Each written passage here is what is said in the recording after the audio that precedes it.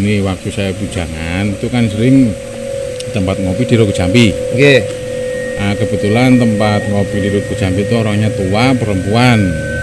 Dia. Nah, habis itu dia pernah bilang sama saya pernah cari daun pisang. Ya. Tidak disengaja dia lelah, terus duduk.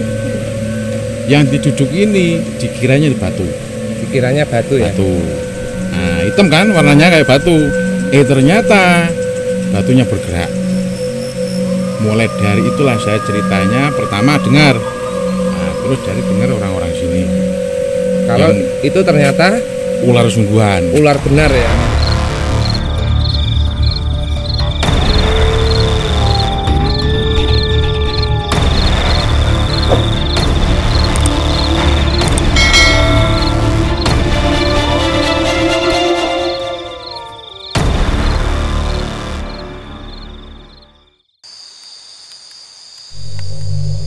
Gua Konferensi yang terletak di Desa Balak, Kecamatan Songgon, memiliki banyak cerita mistis yang kerap menjadi cerita turun-temurun di masyarakat setempat. Salah satu di antaranya adanya penampakan ular yang sangat besar, pocong, dan kuntilanak.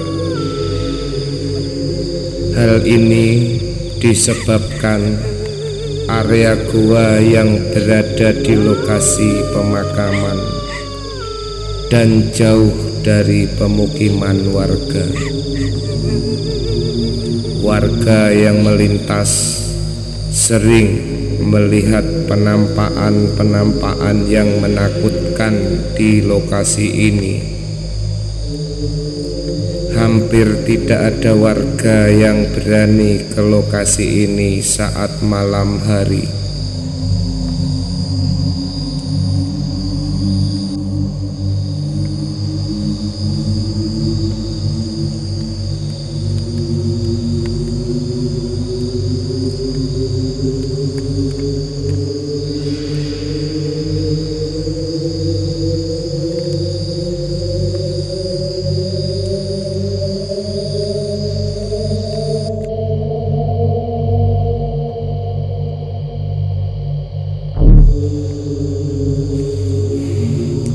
Assalamualaikum warahmatullahi wabarakatuh. Rahayu, rahayu, rahayu. Jumpa kembali dengan saya Ki Joko Gondrong. Malam ini saya ada di suatu tempat masih di seputaran Desa Balak ya. Kebetulan tempat ini di belakang saya ini ada sebuah gua yang seperti halnya saya ceritakan di episode sebelumnya, di episode Gua Sadong. Malam ini saya akan menelusuri sebuah gua yang mana dulu ceritanya gua ini adalah sebagai tempat perkumpulan atau sebagai tempat untuk pertemuan untuk membahas sesuatu di zaman kerajaan Blambangan dahulu. Bagaimana keseruan dan cerita gaib serta mistis apa yang ada di dalam gua konferensi ini. Tetap ikuti channel Ki Joko Gondrong. Jangan lupa klik subscribe, like, komen, dan share. Jadi agar supaya Anda mendapatkan notifikasi saat saya mengupload video-video misteri terbaru. Jadi bisa saya lihatkan di sini pemirsa ya. Di belakang saya ini adalah pintu masuk ke dalam gua yang namanya gua konferensi. Jadi kita tahu tadi banyak ya, banyak sekali kelelawar yang keluar dari dalam gua. Sebentar lagi akan kita susuri di dalam gua ini ada apa, ada energi apa, fakta atau mitos nanti yang sering diceritakan di masyarakat seputaran sini. Kebetulan hari ini saya masih bersama dengan Mas Ropik dan teman-teman sebagai narasumber nanti akan menceritakan bagaimana sejarah Gua Conference City di dalam.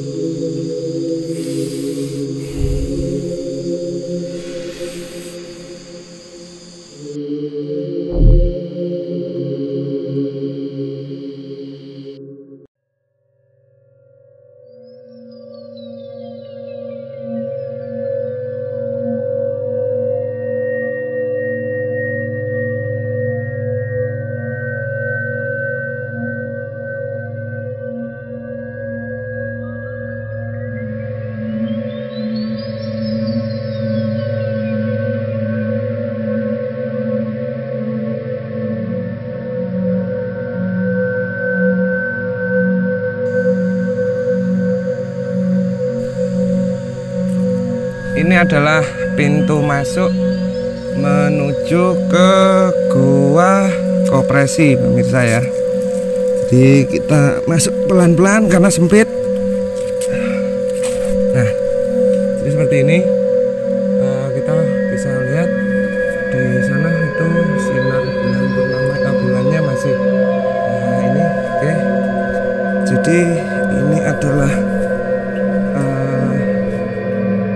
daripada Gua Kopresi. Nah, saya sekarang sudah berada di dalam lokasi area.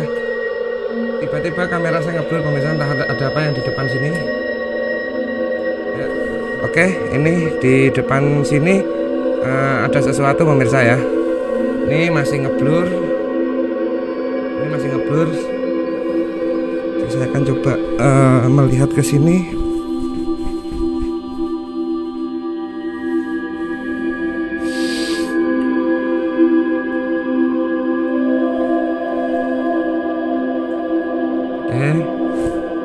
Ini saya seperti melihat ini ya, di sini ya, di kotak ini yang putih yang saya lihat ini persis seperti gambar laba-laba ya, pemirsa ya. Oke, ini saya dekatkan. Kalau menurut pandangan mata kasat mata saya nggak bisa melihat, tapi di kamera saya bisa melihat jelas sekali bahwa ini adalah laba-laba, pemirsa ya, yang sangat besar.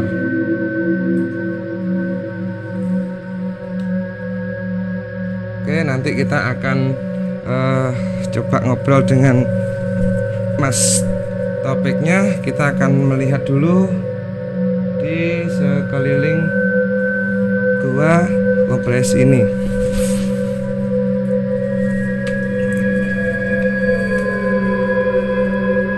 Oke, ini saya masuk ke dalam sekali, pemirsa ya. Oke, ini saya mentok masuk ke dalam, dan ternyata semakin ke sana ini semakin sempit, pemirsa. Jadi ini aja saya posisi dengan posisi saya jongkok. Oke, bisa dilihat ini sudah ini ya. Iya. Jadi inilah di dalam Gua Kopresi.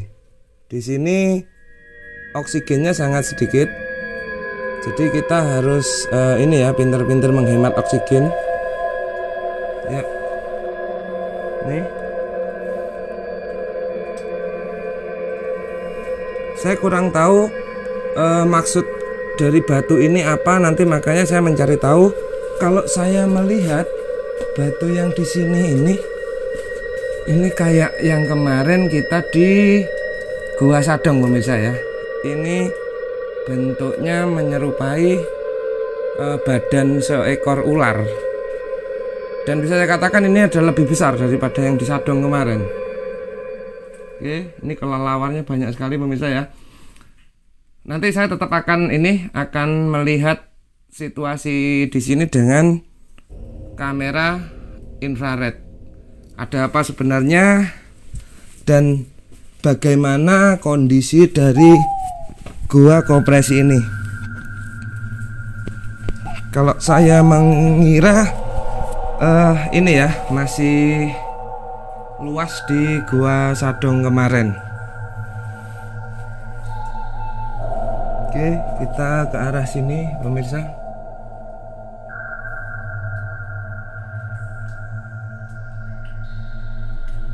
Ya.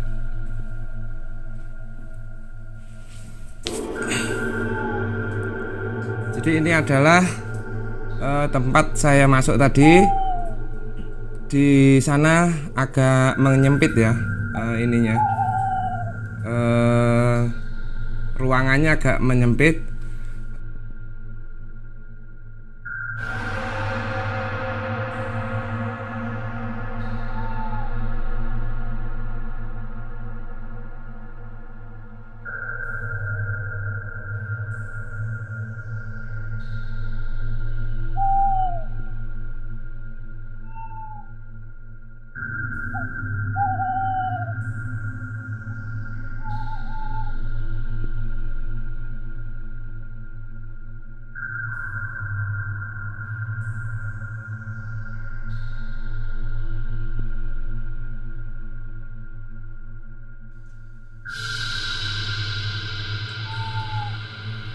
Oke pemirsa, jadi kalau kita bisa lihat ya, ini tingginya cuma segini,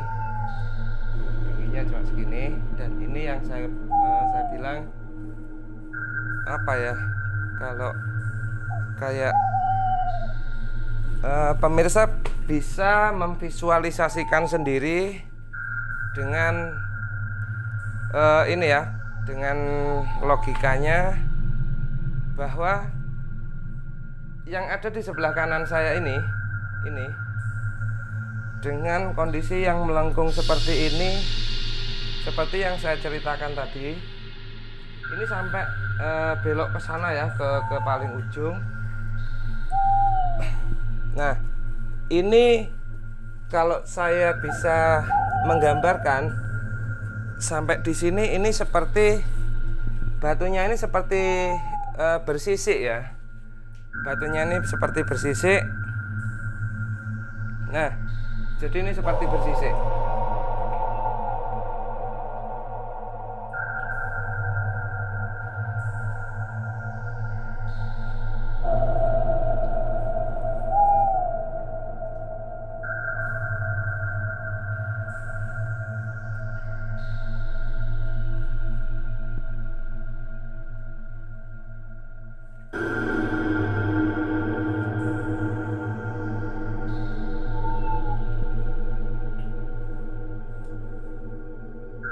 Di sini lebih besar. Mungkin dari sini ke sini pemirsa ya. Di sini ini sekitar ada, kalau 1,80 meter ya, antara sini ke situ 1,80 meter. Ini ada sesuatu di ujung sana yang ngawasin saya.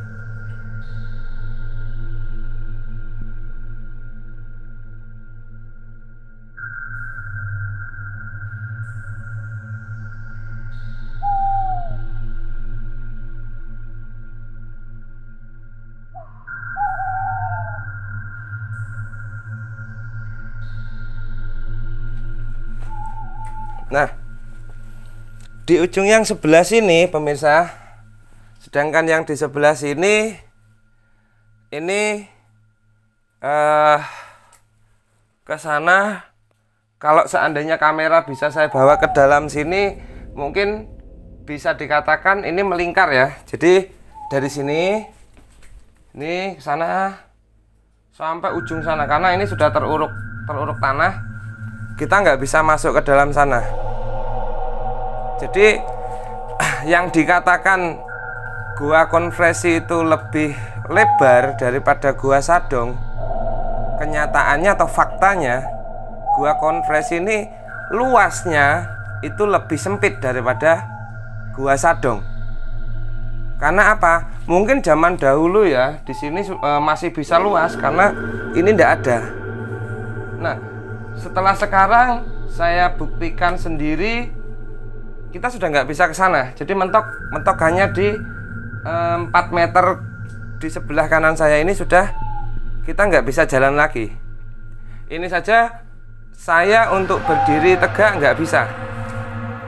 Oke, cuma nanti tetap akan saya telusuri dengan infrared atau kamera inframerah. Ada apa yang di dalam sana? Mudah-mudahan gaib penunggunya sini mau menampakkan diri dan ya kita berkenalan. Jadi seperti itu. Sosok orang yang melihat saya di sana itu, pemirsa, kalau bisa saya mengatakan, ya beliaunya ada di sebelah sana ya. Nanti akan kita ini kan dengan kamera infrared. Beliaunya ada di sebelah sana itu. Kalau saya melihat dari cara pakaian beliau, saya rasa beliau bukan sosok dari kasta kerajaan. Beliau hanya orang lelaku biasa. Mungkin saya nggak tahu. Ini setelah saya berinteraksi dengan dia, ternyata dia dulu pernah lelaku di dalam sana, kemudian dia meninggal di situ. Jadi dia meninggal di dalam sini. Memang benar. Jadi dia kira kedatangan saya ini tadi untuk mengusik dia, karena dia juga tahu energi yang saya ini kan ke seluruh ruangan ini, pemirsa ya. Jadi dia dulu melakukan meditasi atau lelaku di ujung gua ini. Memang secara pandangan ini ya, metafisik saya atau pandangan spiritual saya, gua ini dulunya yang paling luas di sini. Karena ini belum ada. Tapi mungkin karena lagi-lagi faktor alam, yang di sebelah sana itu tertutup, pemirsa. Jadi yang di sebelah sana tertutup oleh tanah yang dari atas yang turun melalui celah-celah langit-langit di gua konferensi ini. Sebelumnya nanti saya akan mencoba memanggil dua orang yang akan saya wawancarai untuk bercerita. Setelah tadi saya menggambarkan sosok-sosok yang ada di dalam atau di belakang saya itu, saya kembali akan memanggil dua orang warga atau mungkin bisa dikatakan sahabat saya juga yang kebetulan lokasinya tinggalnya di seputaran desa Balak sini. Jadi pemirsa, ikuti terus channel YouTube Ki Joko Gondrong. Jangan lupa untuk like, subscribe, komen, dan share. Oke, kita akan memanggil rekan saya, Mas Opik, beserta temannya. Monggo ke sini.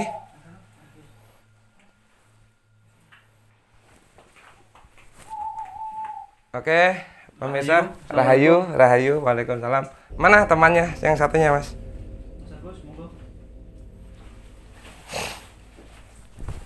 Nah, Rahayu, Mas Agus, oke.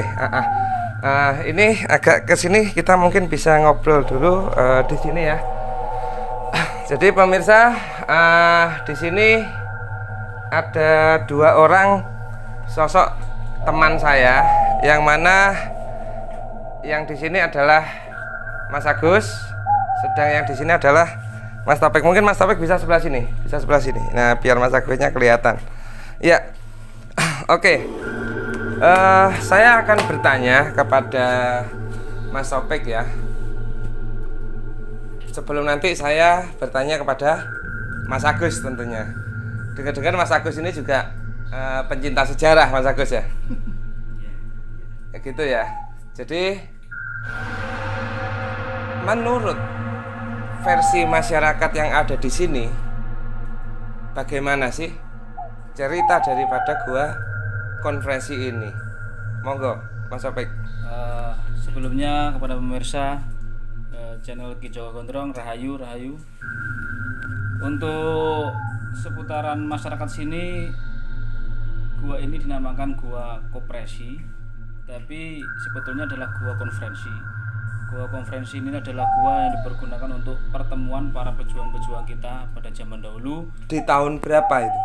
Di tahun sama seperti yang episode sebelumnya, di tahun 1700 atau abad ke-17. Sudah abad ke-17 ya. Abad ke-17. Oke, terus kemudian gimana Mas? Dan gua ini bukan gua buatan, yang pastinya gua ini adalah gua alam yang memang sudah ada.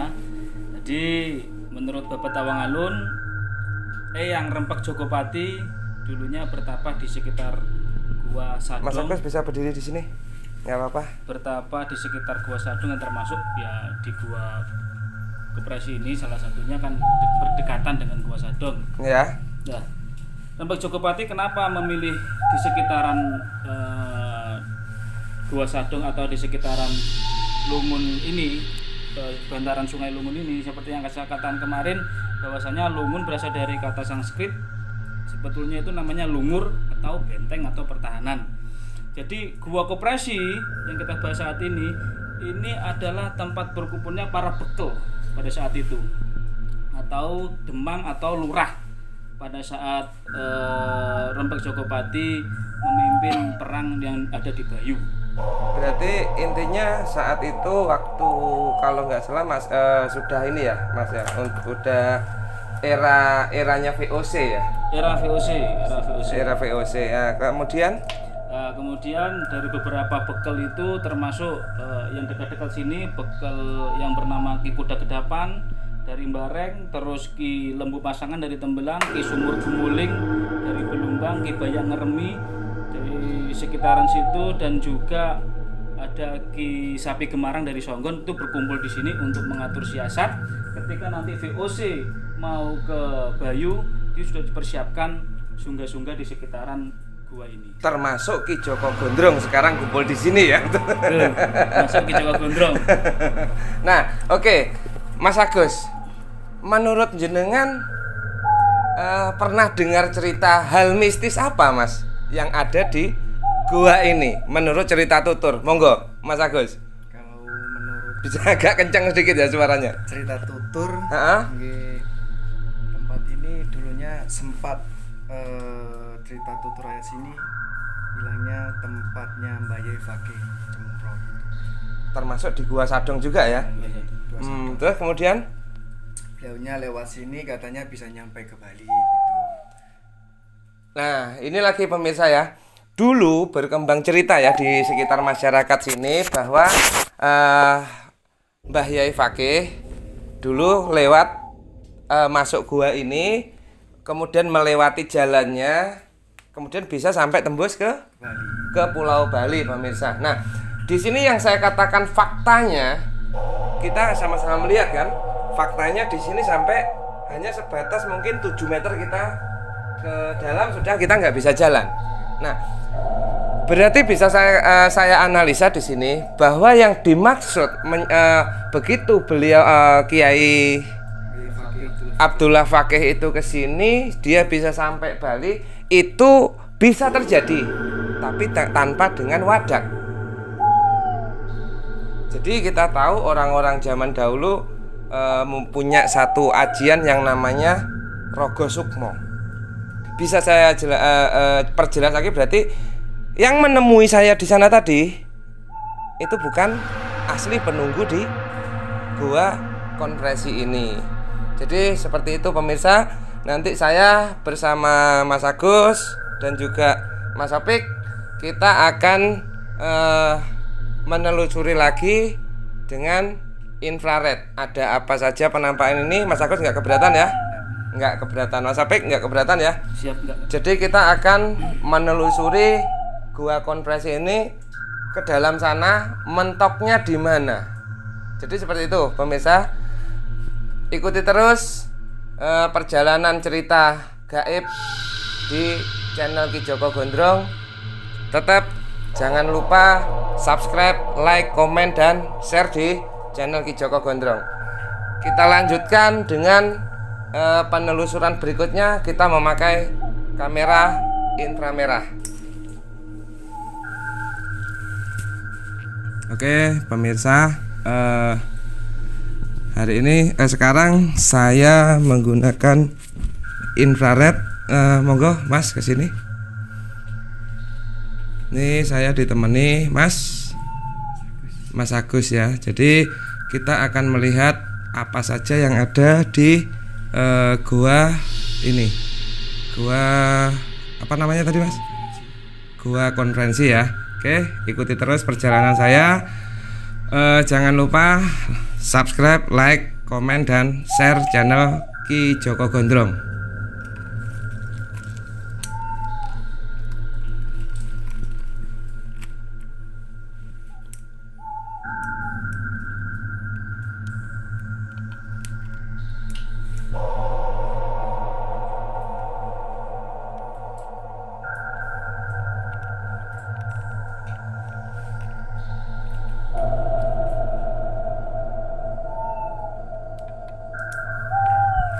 Oke, hati-hati Mas. Ya, ini tepat di lorong tadi pemirsa, di ujung gua tadi.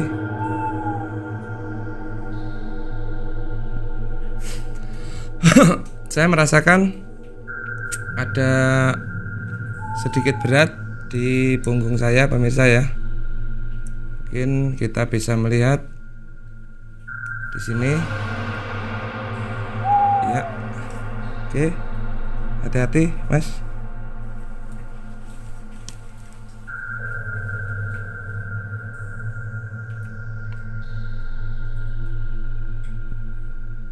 Ada apa di sini? Mudah-mudahan ini ya, mudah-mudahan tertangkap oleh kamera.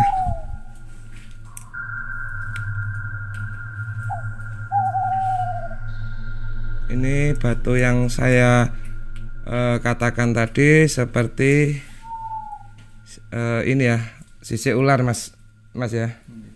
Jadi ini benar-benar gelap. Apa yang jenengan rasakan saat ini Mas? Sebelah sini ya. Dari gua ini auranya sangat besar pemirsa ya, dari dalam sana. Ini karena kita sudah mentok, nggak bisa masuk ke dalam lagi. Oke, coba kita pindah ke sisi sebelah sini pemirsa. Ya. Oke, ini.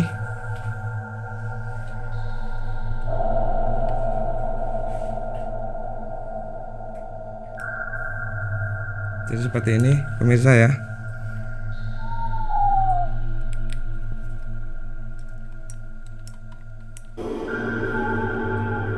Oke. Ya, monggo Mas. Oke pemirsa,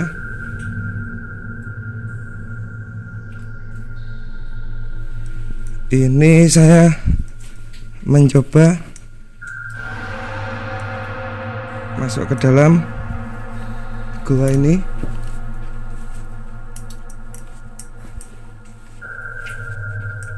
Ya, kelihatan Mas ya, jalannya Mas ya. Ya, jadi itu pemirsa ya, di ujungnya. Mudah-mudahan ada yang nampak di sini.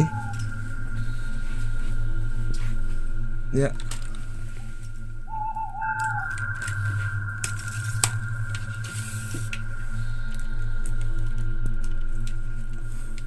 Ini adalah di dalam daripada gua konferensi ya pemirsa ya.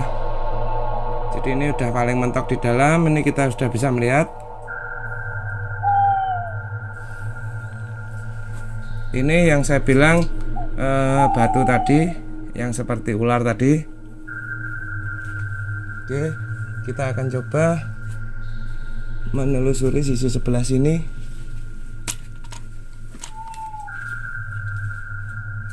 Ya, ini pemirsa.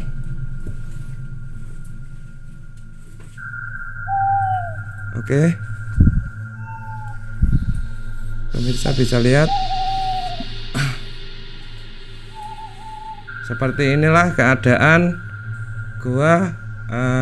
Apa tadi Mas? Ini saya berat sekarang. Di belakang saya berat, nggak tahu ada apa di belakang ini. Bener, tiba-tiba berat Mas. Ya, Oke.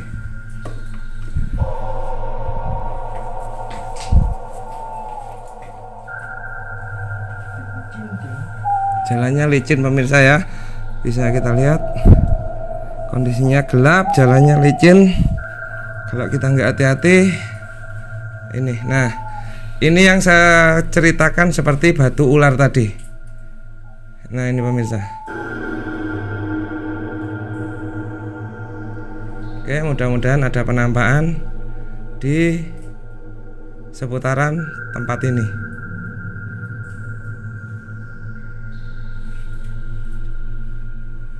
Jadi kita menuju ke mulut goa.